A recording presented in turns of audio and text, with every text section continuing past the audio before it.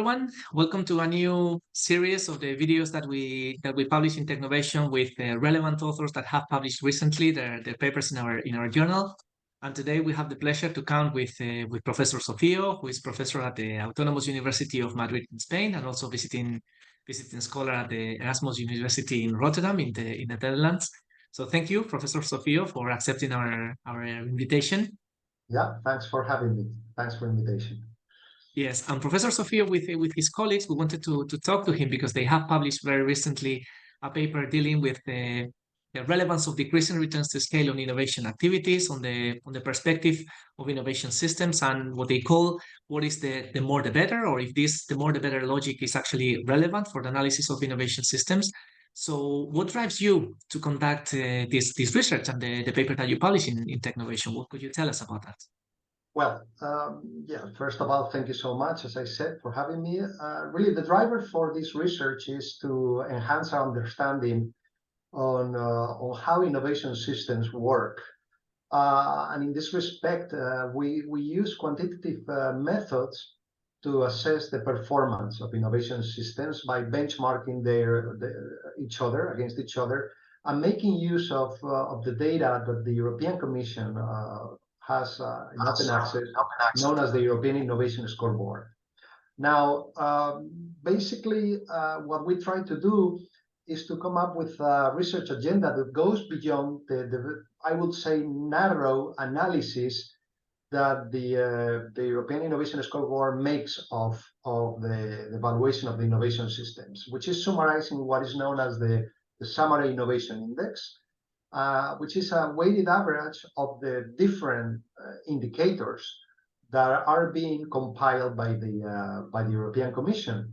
Now, these indicators show or are used to classify European countries in a range of groups, as from innovation leaders to modest innovators, and therefore, what we have seen is that this indicator per se is becoming the policy goal, which shouldn't be the case, right? That is, countries try to look themselves better by performing at a higher level in this indicator. But the problem with this indicator is that, from our perspective, does not characterize inputs and outputs to the innovation system. That is, the investments that countries need to make so as to get a return on to their innovation in the form of innovation outputs. So for that, what we do is to bring economics and management science to the analysis of this data, and we do so by assuming that, let's say, a production function, a production structure exists, transforming these inputs into outputs. And we resort to different techniques known as data envelopment analysis to assess the performance in the form of efficiency, which is basically a ratio of a measure of output divided by a measure of input. That it's a productivity concept. And well, we have been doing several research in this area, and this latest paper published in Innovation unveils some interesting questions. Basically, what we find is that innovation leaders, that is those that invest a lot of money in innovation inputs, such as business R&D expenses or government R&D expenses and so on, do not always perform well from a productivity perspective. That is, they don't get the return that is normally expected from these investments from the policy-making perspective, right? From the idea that the logic that we could call the more the better. Not necessarily more investment results in higher production, or at least productivity, right? Which is the amount of output per input. And in that sense, what we discover is that as opposed to the Summary Innovation Index, that is a measure of the scale, the size of the innovation index, when you bring a measure of performance in the forms of efficiency, there is even a negative correlation between that relative performance by innovation leaders as opposed to even moderators, and implying that well, sometimes modest innovators get more out of their investments, of their inputs. And that's our main finding. And why does it happen? Well, it happens because several authors have realized, or at least have posed the assumption or the hypothesis that there might be decreasing returns to scale in the innovation processes. And this is something that we also confirm in our analysis with these techniques, the fact that decreasing returns to scale are at work at the production frontiers. So the leading countries, the more money or let's say resources invest as inputs, not always get a more than proportional increase in the outputs, but rather a less than proportional increase in the outputs. And that's decreasing returns to scale, which is an economics concept for this relationship, right? So that's basically the motivation and the main finding that we have in our paper. Yeah. Yeah, thank you very much. I totally see now which is the contribution of the paper to the literature, and why you entitled the paper the way it is, highlighting the relevance of the decreasing returns to scale and what the role they play in innovation. So a million thanks for that. And what would be the implications of these results for policymaking and for the management of innovation policies in Europe at the European level, at the country level at least? Yes. Well, that's an interesting question, because for policy implications, it means that, let's say a general investment in innovation inputs without targeting, what might be relevant to increase the efficiency and the productivity of the system is an approach that is completely unadvisable. That is not recommended. That the fact that you cannot trust that the more money that you put into the system, the more you're going to get out of it. That's not granted because of these decreasing returns to scale that we observe. So the different methods that we use allow us to see that sometimes investing in a given dimension might not result in an increase in the output growth, in more outputs. This is known technically is known as slacks variables in the input side or the output side.